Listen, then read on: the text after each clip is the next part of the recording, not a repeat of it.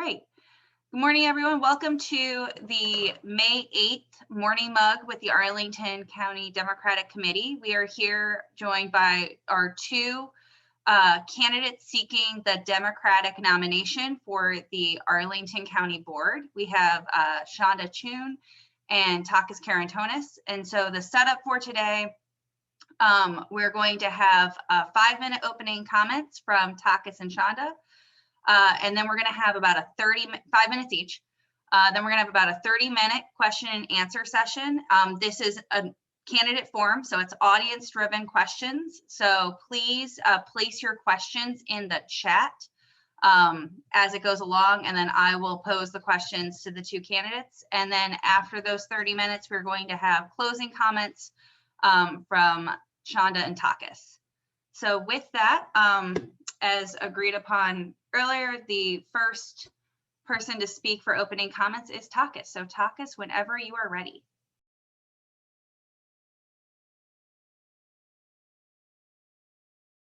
And Takis, you're muted if you are talking. Mute. Sorry for that. So, good morning, everybody. Thank you for sharing this with us, this morning mug with us on a Saturday morning. Let me first say, I love Arlington. And 15 years ago, my wife Lita and I, we chose Arlington to put down our roots. Since then, we haven't stopped building relationships with our neighborhood, our community, our civic organizations, our local businesses. In the last 9 months on the county board seat, I saw these connections grow even closer. I want to make Arlington a place where everybody can thrive and where nobody is left behind. COVID and our national reckoning on systemic racism after the murders on George Floyd and Breonna Taylor revealed disparities and inequalities and tested our values, but could not derail us. I believe that we're a successful community when we care about the health and safety for all, when we care about economic resilience for small businesses and working families, when we care for social and racial justice and fairness on all levels, from policing to housing to education to access to natural resources, when we share the spirit of common cause to confront the climate emergency, when we are a successful community when we work together. And this year we did, and in ways we've never seen before. I saw how Arlingtonians stood up to the challenge, how they helped their neighbors to make it through the most challenging times in generations. And while my role and my responsibility as a board member was new, my vantage point was very familiar. As a street-level community activist and also as a street-level Democrat, who looks back on years of civic activists, I'm close and personal to what it means to lose a job, to be uninsured, to depend on food distribution and rent assistance. Registering my minority neighbors for vaccination is a personal issue as much as it is a policy decision. I'm an immigrant myself, and I speak 8 languages, which is probably not as important, because what is actually important is that I can listen in 8 languages. This is how 9 months ago, after the special election, I hit the ground running. I worked along with my colleagues to make sure that Arlington responded equitably to the COVID crisis. I worked for a vaccination campaign that puts practically all doses received into people's arms every week, and so I want to continue. I worked hard so that we could meet the funding needs of our school board, and I will continue supporting our public schools. I strongly supported the work and the recommendations of the Police Practices Group, including the creation of a civilian review board that I believe has to have meaningful subpoena and investigative power. And this is what I will continue fighting for. I listened to the dialogues on race here at home and how we have to enable and empower our community to bend the arc towards social and racial equity and justice. This is what I'm fighting for. I pushed the envelope on Arlington's climate response to get us closer to a carbon-free 2050, and I'm fighting to get us there earlier. This is why I continue to pursue and insist in investment in stormwater management, the preservation of natural resources, in tree canopy restoration. I will continue to work to offer more housing options for people who, like myself, want to call Arlington home. And this means funding the Affordable Housing Investment Fund and expanding housing grant eligibility. Last year, I promised that I would work to start a microloan fund for small businesses, and I'm proud that this is now included in the budget guidance, but I'm not going to stop there. I want this to grow and support my long-term vision of Arlington becoming again a welcoming place to start a small business and thrive. My 9 months in office were Arlington values in action. These were democratic values in action. These are my values. I'm running for re-election because I'm passionate for a local government that embodies these values. And I'm proud that all my colleagues on the county board have endorsed me. Even if we differ in our opinions, the work of the board is a team effort, but it needs to be fueled and guided by vision, values, and commitment. So I hope to earn your vote as what I am, an immigrant, a planner, an economist, an environmentalist, an affordable housing activist, and yes, a sitting board member and a Democrat. I hope that I'm looking forward to a very robust discussion today and in the weeks ahead until the election. Thank you for having us this morning. Thank you, Takis. And now, Chanda, you have 5 minutes. Thank you, Maggie. Good morning. Chanda Choun, and why is it so cold outside? I'm already sleeping very little due to campaigning being a second, third, or fourth job. So when my body wakes up an hour early because it's cold and I don't have a second blanket within immediate reach, and I'm unlikely to force myself to go back to sleep before the hour's up, is highly annoying. But let's get back to script. People always ask me, why do I run for elected office? As a 15-year Army Reserve veteran, as a business manager and small business co-owner, as well as a technology professional, I continue to believe that I am the best person to provide missing skills and experience and representation in local government.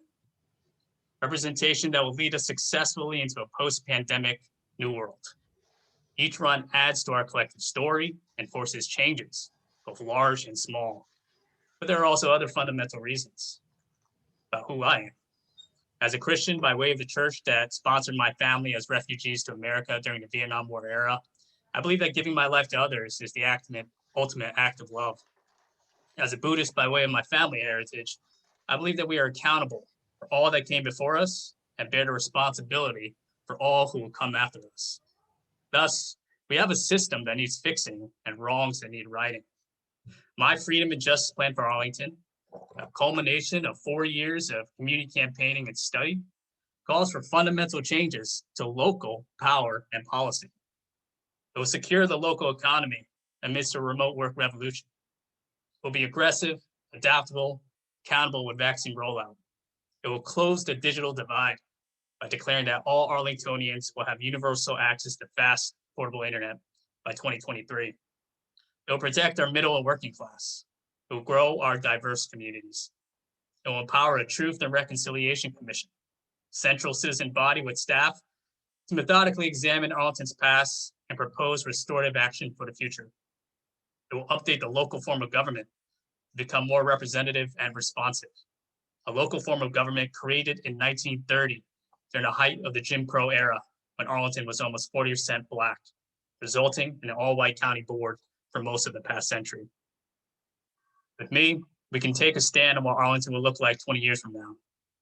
We can get on a path that is sustainable, financially, environmentally, and socially. We can get back to work, back to school, and back to living. Thank you. Thank you, Chanda. And as a reminder to everyone that's joined us, this is a candidate forum, so please place your questions in the chat. The first one we have is asking both candidates to please discuss why Arlington County still has certain COVID restrictions, such as closing libraries, where neighboring jurisdictions seem to be reopening faster. And we can start with Takis and then Chanda. Sure. Thank you for the question. This is really an important question as we go ahead, and to the degree that our vaccination campaign is heading forward and we are coming closer and actually in an accelerated rhythm towards an approximation to herd immunity and safer conditions for everybody. We are reopening our economy and we will be reopening our libraries. We already have afforded the means to cautiously open a service for everybody now that it's safer for everybody to do that. Coming the 1st of July, we will be opening the entire system. Now, with regards to the past, and if you've seen with other jurisdictions, for us, the important thing was to open and to keep them open. That means to be safe in our operations so that everybody could use the service, which is so important and critical for everybody throughout, without having to close them again. And I think we achieved that.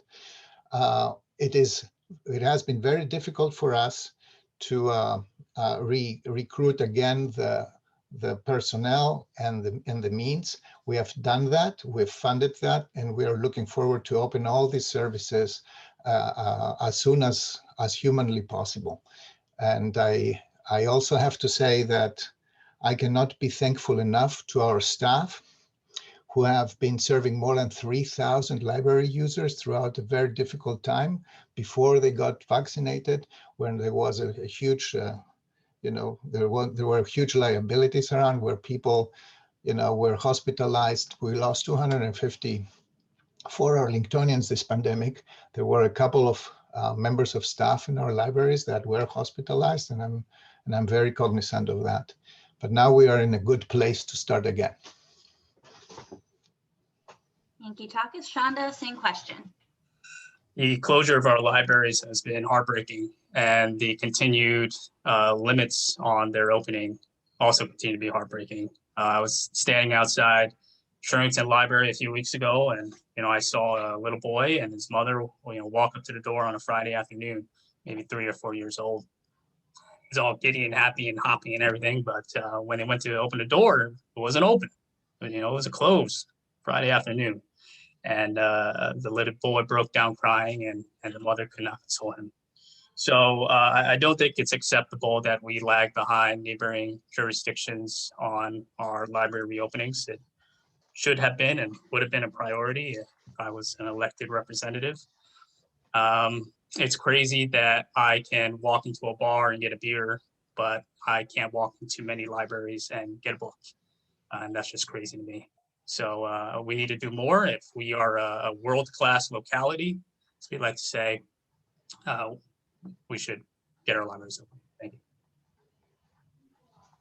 Thank you. Another question for the two of you. Both of you in your campaigns have talked about affordable housing issues, and was hoping that you could spend a little time talking about how you would approach affordable housing in Arlington, starting with Chanda, then Takis.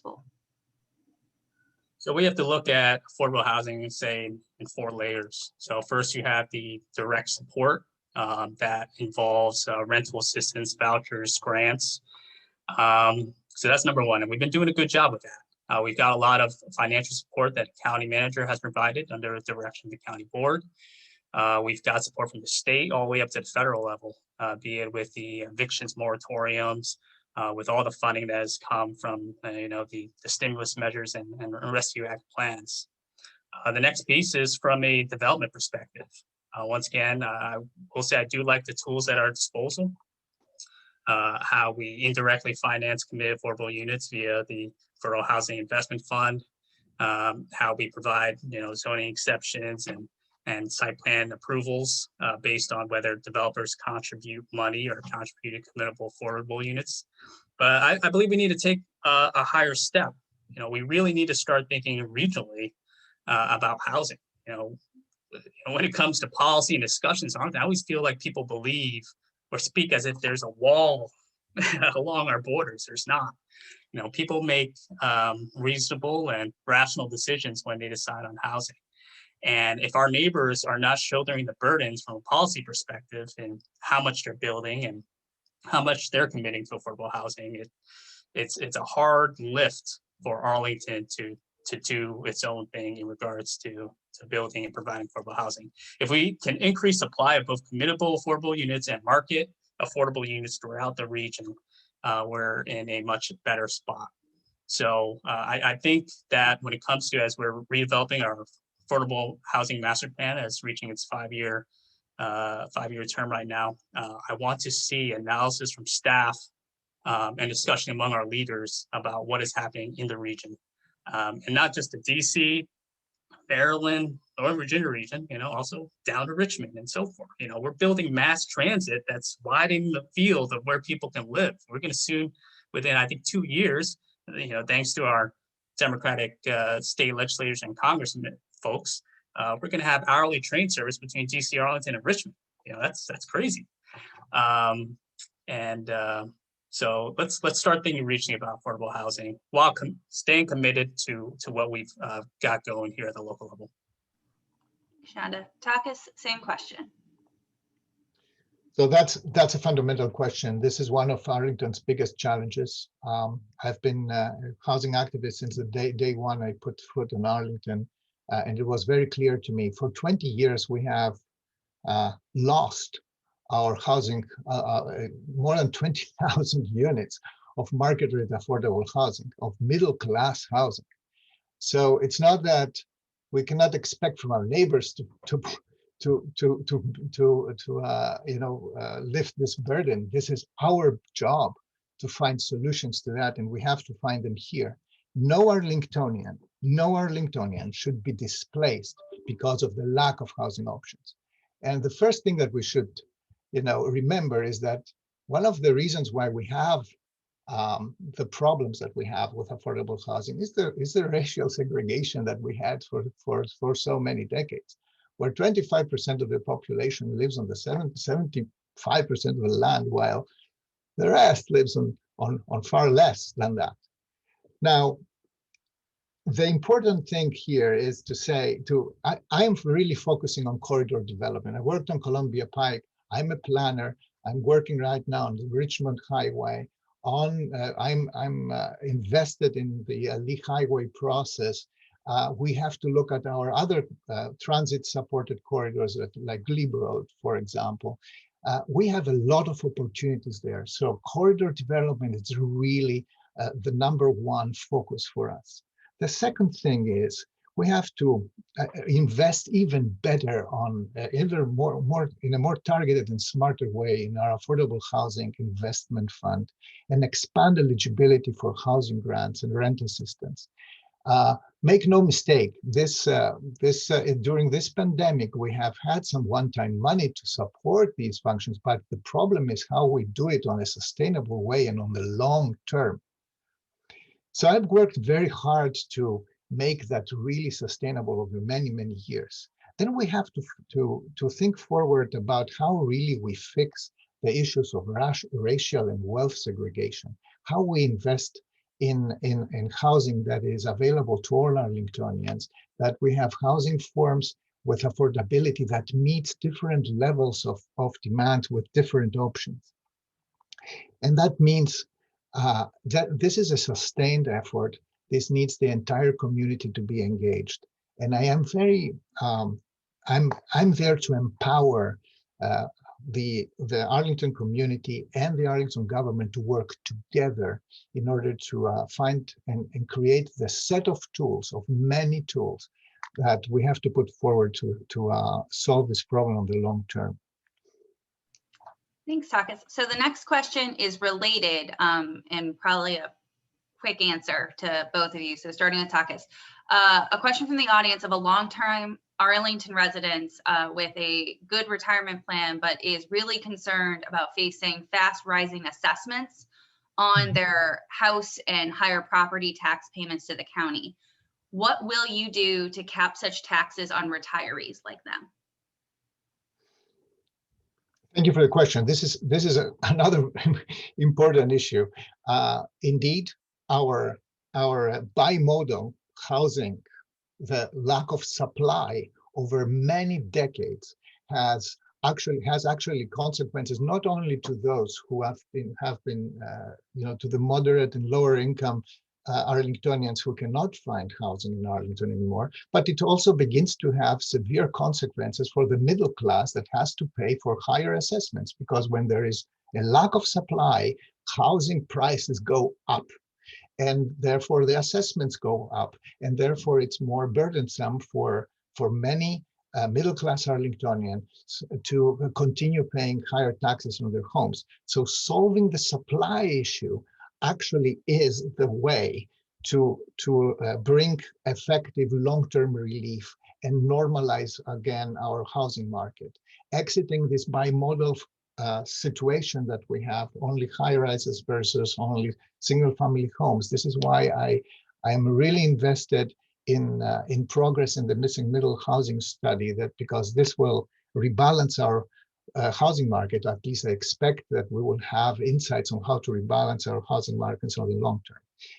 We do have a program, by the way, for those households for retirees on fixed income that defers and even pardons taxes if they qualify. I am here, and if somebody is in the audience that has a significant burden, please contact me offline. We can talk about this. However, the long-term solution is literally to succeed in our affordable housing policy in bringing more options, more choice, rebalancing the market, and bringing more housing supply for for different classes and strata of Arlingtonians, from the lowest income, our workforce, and our active middle class to the higher incomes. Right now, our market is not supplying these choices, and this is a problem that we have to solve all together. Thanks, Takis. Chanda, same question. What will you do to cap property tax assessments for retirees? Yeah, this is, thank you for your question, Kate. This is a question I hear from many older citizens here in Arlington. People have lived here a long time, and their property assessments have gone up. Taxes have also gone up over the long term, tax rates as well.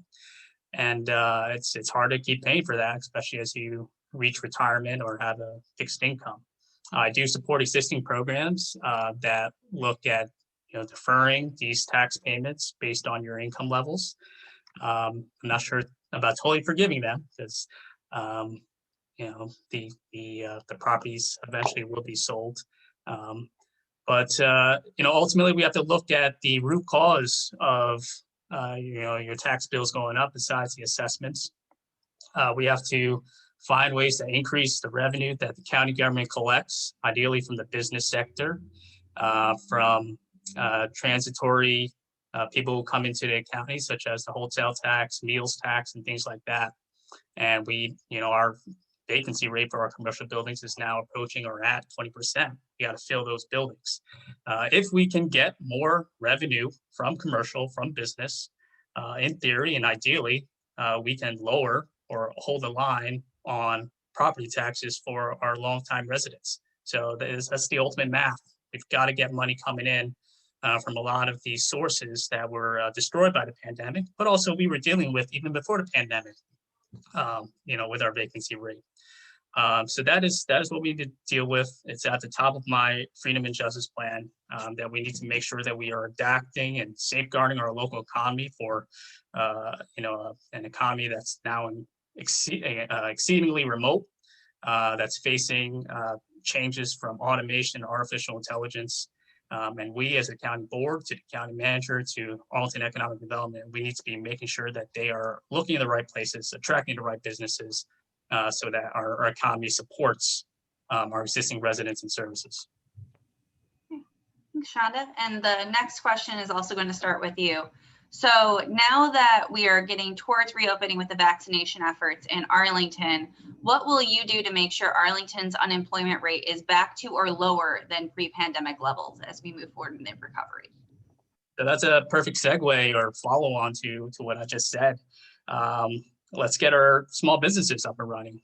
Our small businesses employ people at all different levels and roles, and highly likely they employ people right here locally. We're talking about the service sector, hospitality, all the way up to management and above, and obviously the owners themselves. I want to make sure that the community remains focused in their backyard.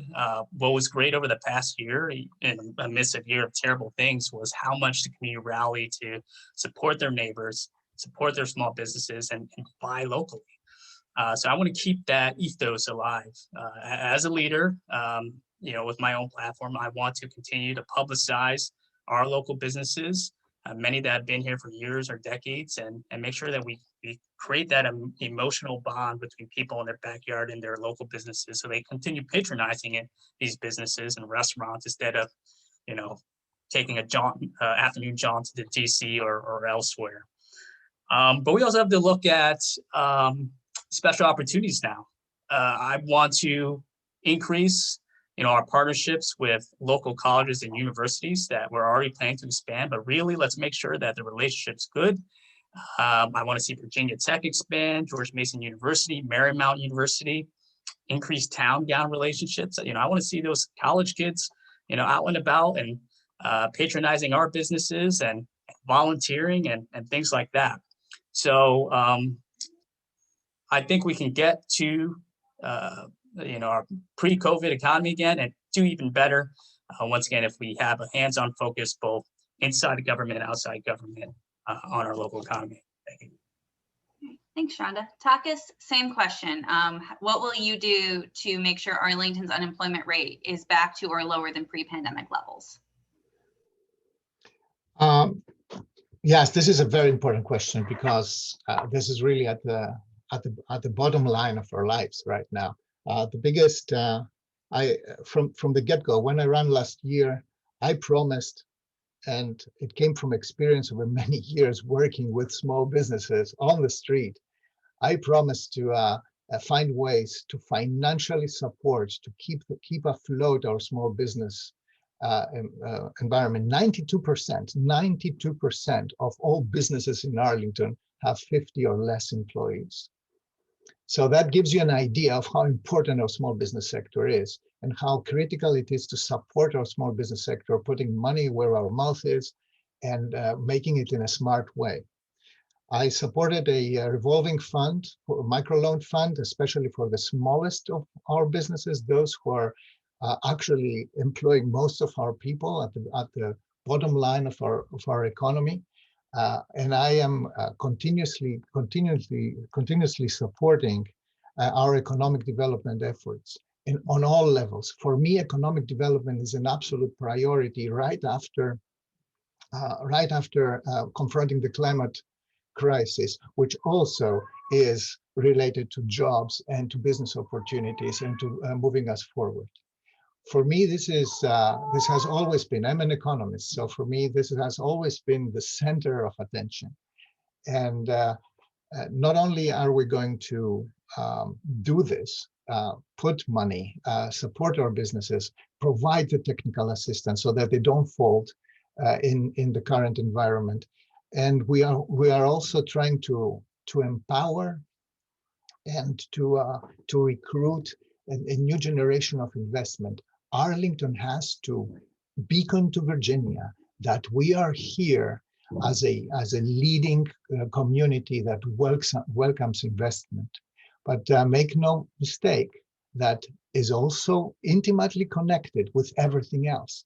If there is no housing that's affordable for middle class earning employees, then it's very difficult for a small business to succeed here, because they will have to wait a long time until their future employees will have to commute from somewhere outside.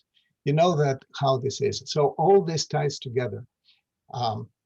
Confronting the climate emergency, solving our housing problem, and economic development are really intrinsically combined and connected with each other.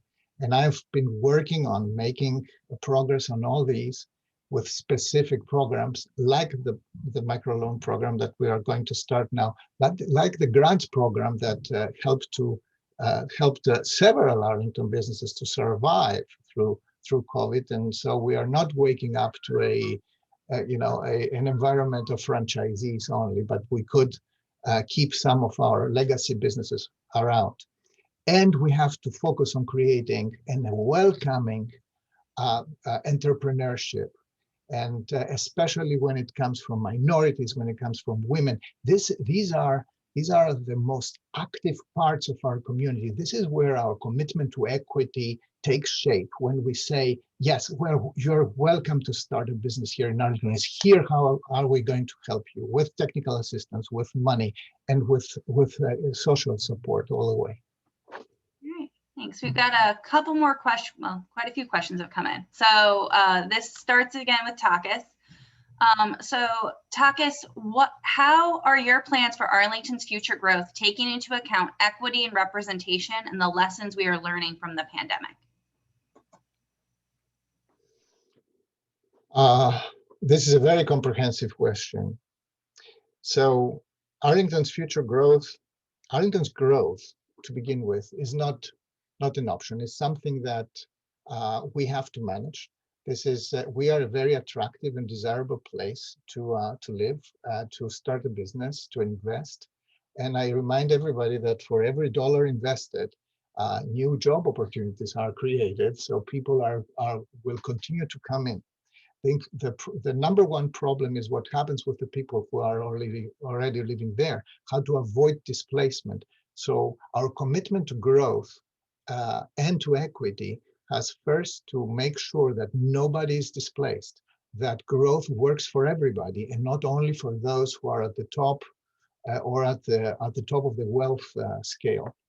It is important to take this into account. So when we are investing in housing, we are investing in economic development in an equitable way. We support small businesses that otherwise would be pushed out because of the extremely competitive environment. Think only about the online, the onslaught that comes from online sales, etc. So the third thing is our commitment to infrastructure and to delivery of support to all economic and social activities, and also to housing. So when we talk about supporting transit, public transportation, when we talk about rescuing metro, which is a huge issue, we haven't talked about that at all, but it's a huge issue. It's the blood work of our economy, and the central piece of our economy. These are commitments that have to do with equitable growth. Then, very importantly, confronting the climate crisis, making sure that those who have suffered the most and continue to suffer the most, and these are the medium, the moderate and lower incomes, who continue to suffer the most from the consequences of the climate crisis, that they are helped, that we are shaping an economy and a society that is sustainable, that is at its base, that creates the right jobs for these people that an economy that keeps people here in the region, that creates value added here in the region, and that we can harvest and harness their potential right here in the region. I do believe that Arlington has shown that we have a tremendous ability to manage growth very well to the benefit of everybody. And so we will continue to do that under new circumstances and with a new focus on equity. All right. Thank you, Takis. Chanda, same questions. How are your plans for Arlington's future growth, taking into account equity and representation and lessons from the pandemic? Thank you. Well, this is what my Freedom and Justice Plan is all about. We have to start with getting freedom from this pandemic. So we want equity and we want proper representation. Let's first start with, free to work. I've already shared how I would supercharge and adapt our economy, and that will lift us all up.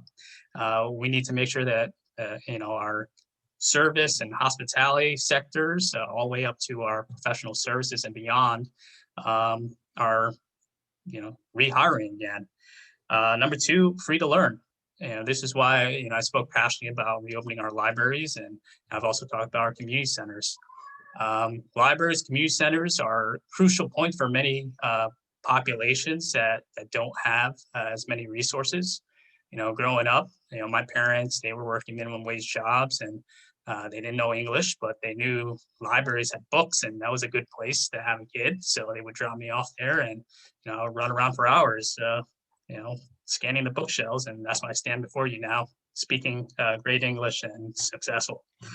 But free to live. This is a big one. We got to close the digital divide. It has definitely been laid bare by the pandemic and by this new world we live in, where people are, getting educated virtually. People are working remote jobs. So it's fundamentally crucial that everybody in Arlington is not disconnected from the internet. That's crazy. We're now home to Amazon's second headquarters. We literally live where the internet was invented at DARPA under, the Pentagon. That was right here in Arlington. So that should be a number one goal. Everybody should be screaming about no digital divide. A stark illustration was, after I got vaccinated, I'm a volunteer at Arlington Neighborhood Village, which helps older folks age in place. And, I went to provide an older woman some tech support. She wanted to get on Zoom, and, I quickly did it within 5 minutes.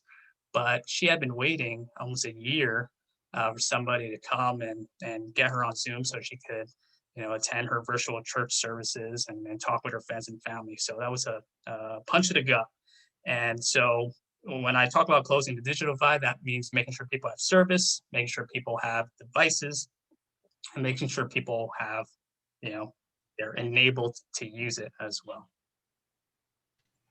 Thank you, Chanda. So the next question starts with you from the audience. From your perspective, what is the #1 priority for the soon-to-be hired police chief, and how will you go about implementing police reforms recommended by the Practices Working Group?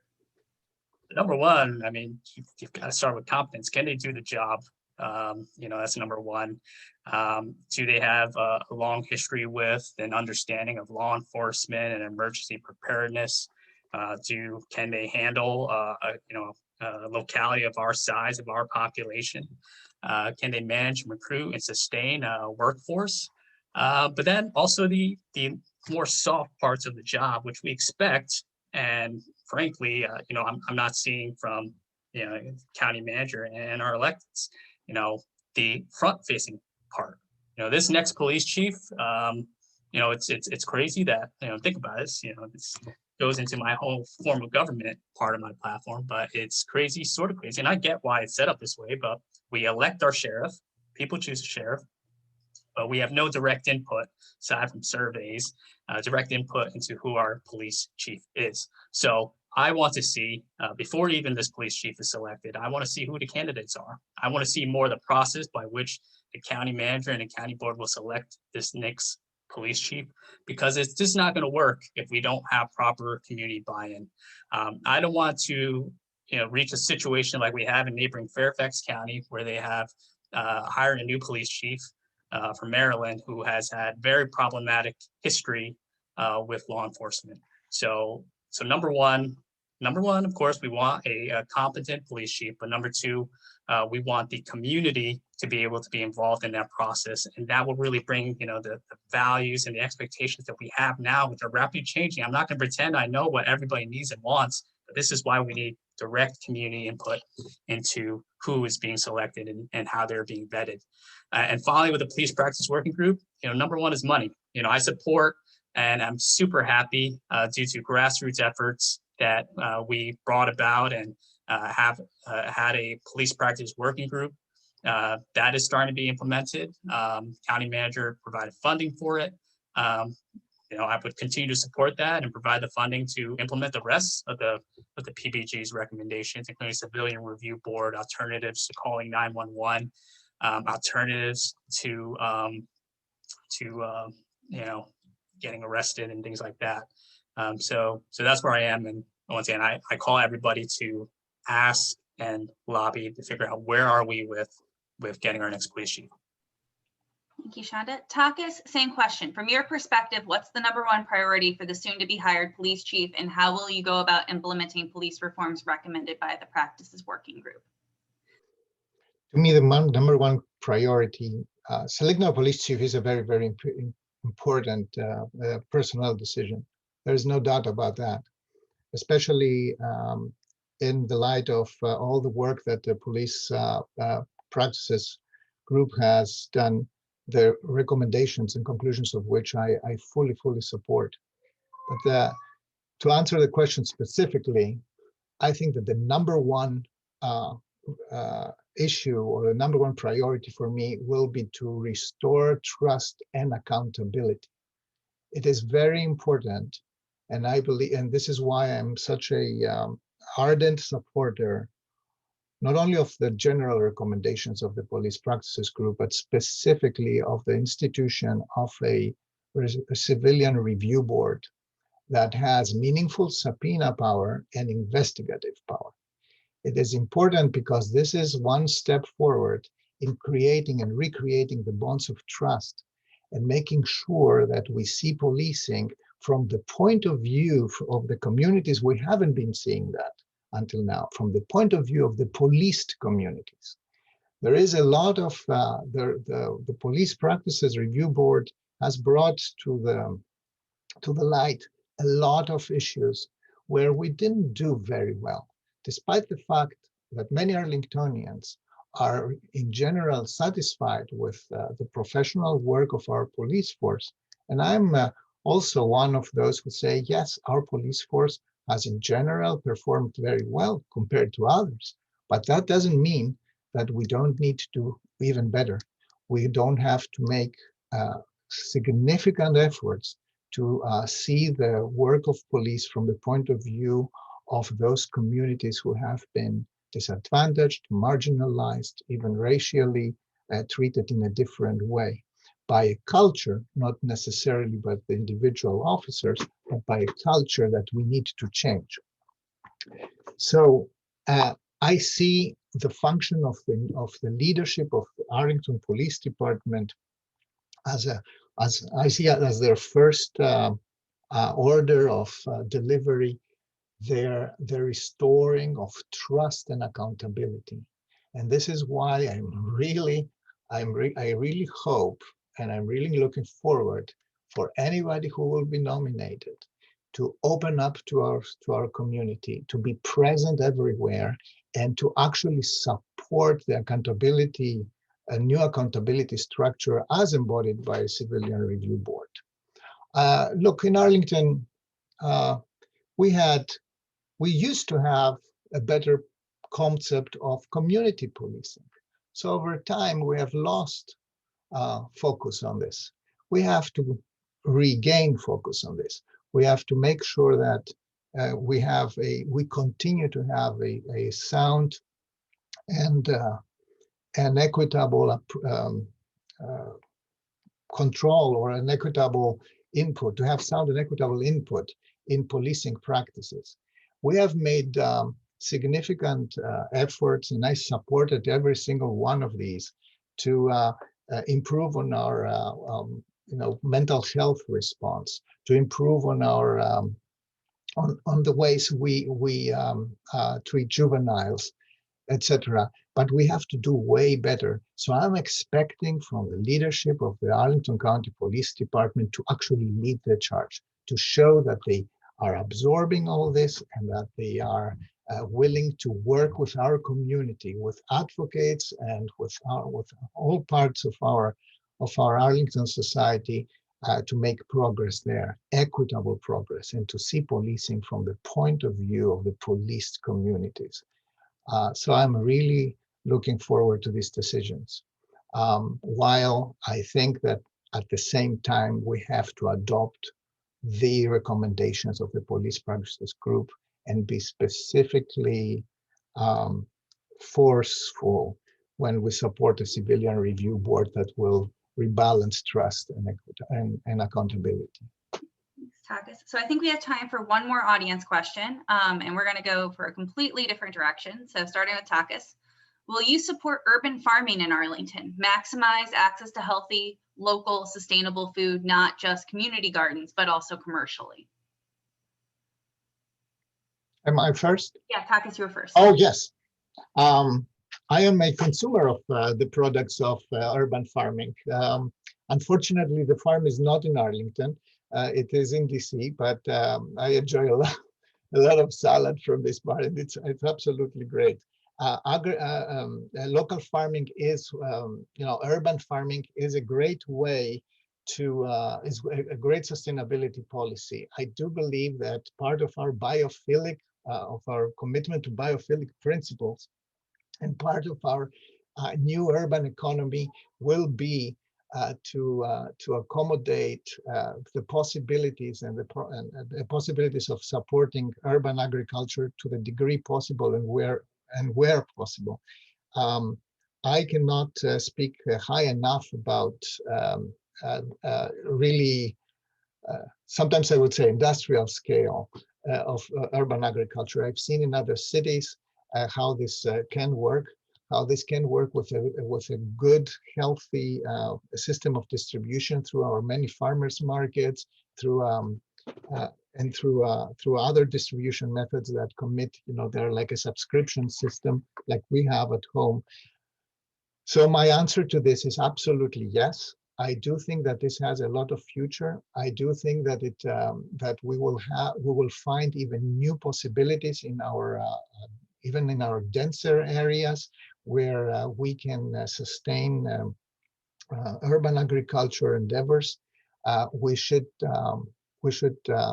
pay a very close attention to the innovation potential that is behind that, and support it.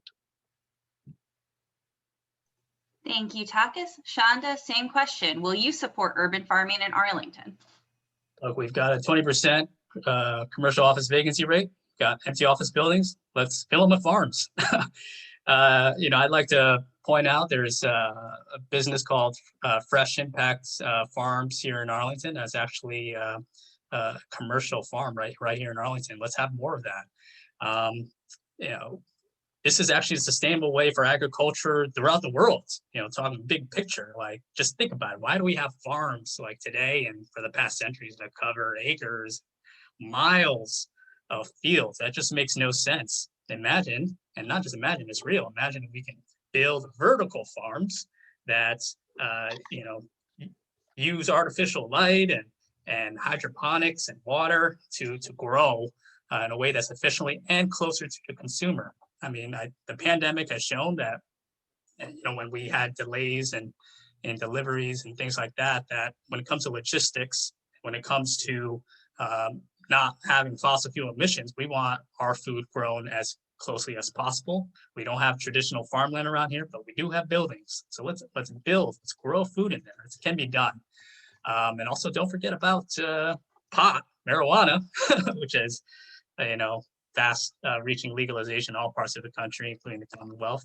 That's another aspect of farming that can be done here. I don't use, so don't think like that. I have a top security clearance. I serve in the Army Reserve, so I'm speaking purely from the economical and opportunity perspective as well.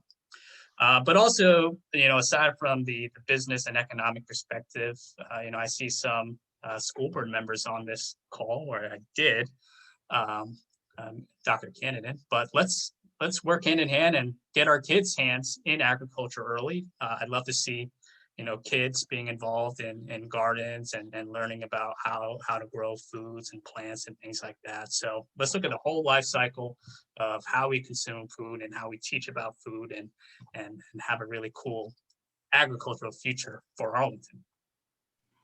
Thank you, Chanda. So that was the time we had for audience questions. We will keep track of them, and we have a debate coming up on Thursday. I'll put more information on that in the chat at the end. But we're going back to closing statements from the candidates. So each candidate has 5 minutes. So since Takis started with opening statements, Chanda, you are going to start with closing statements. So you have 5 minutes whenever you're ready. Thank you. Thank you, everybody, for this morning mug. Look, I'm not a flash in the pan. Most of you know me. This isn't the first time I've run for local elected office. It is third or fourth time, depending how you count it. My run last year got wrecked by the pandemic, and then emergency local party candidate nomination rules creating response only allowed about 200 party officials or so to choose a nominee. So the people deserve a fair, open election, and now they will get one this year. In fact, of 3 elections I filed for, there would have been no elections had I not done so. And in all the elections I've run in, I've been the only candidate of color. You think I want to be that guy? I literally waited until the last final deadline day to file forms for this election, waiting for someone else to stand up. And it was the same in 2018 in my primary election race against Karantonis. Waiting almost until the spring for another person to stand up in this age of activism and political protests. But it is what it is. Thus, we're now at a tipping point, I would say, on the future of the Democratic Party and Arlington County. For the party, the anti-Trump motivating factor is gone. Can the Arlington Democratic Party and National Party as a whole integrate the diverse populations of our 2020 winning coalition to ensure a long-lasting, durable majority? And by integrate, I mean a seat at the table of power. And for Arlington County, will we face the current transformative developments and challenges? The lost diversity of people in both race and economic class the past 20 years, the lost green space and historic neighborhood floods in the face of development pressures and climate change, the increasing taxes and fees on residents by thousands of dollars year after year to close never-ending budget gaps. I will be the transformative Arlington County board member that fundamentally takes on these challenges. I've done it in business, I've done it in the military, I've done it in my personal life with family. So vote for the Freedom and Justice Plan, and let's have a good election. It's the democratic thing to do. Thank you. Thank you, Chanda. Takis, you have 5 minutes whenever you're ready. Thank you. Great to be here today with the last drop of coffee in my mug. So at the beginning of this conversation, I said that I love Arlington and that I want to make it a place where everybody can thrive and where nobody is left behind. I said that I believe that we are a successful community when we are working together. And I have a very personal view of what this means, because for many years, I have been a street level community activist and a street level Democrat who led the Columbia Pike Revitalization Organization, Eco Action Arlington, the Alliance for Housing Solution, who chaired his civic association, who was precinct captain and led campaigns that actually brought real, bold, and progressive change to Arlington. Street level means for me that I know exactly how an Arlington small business grant saved Café Sosson and Cassiel's on the Pike, while Adagio and Tarbush failed. My friend Lee could not qualify no matter how hard she tried, because like so many immigrant and women-owned small businesses, she's informal, she's precarious, she's unsupported, she's without access to affordable broadband and without access to technical assistance of any size. It also means that I'm very close to Carlos and Sergio, who are construction day workers, day laborers, for whom COVID meant unemployment, wage theft, hunger, being sick with COVID and uninsured, alone in a basement to protect their kids and spouse. And in addition to all that, they are in fear of every police uniform they may come across because they are also undocumented. So my values are not only what I generally believe in, they are what I live in. And I have delivered so far as a board member.